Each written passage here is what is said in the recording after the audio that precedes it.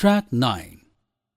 Before you listen to the audio, think about what robots can do and how they can affect our lives.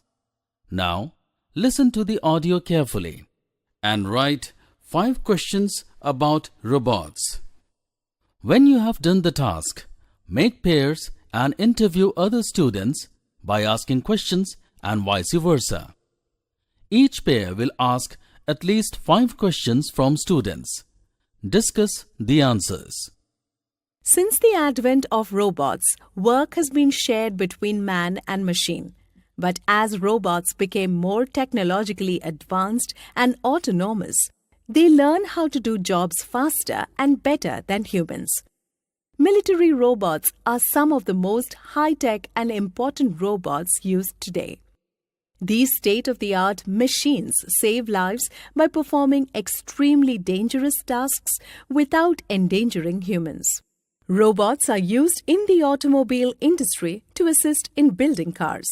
These high-powered machines have mechanical arms with tools, wheels, and sensors that make them ideal for assembly line jobs. Robot-assisted surgery has truly changed the face of medicine by expanding surgeons' capabilities in ways no human could. Underwater robots have radically changed the way we see the world from the ocean floor.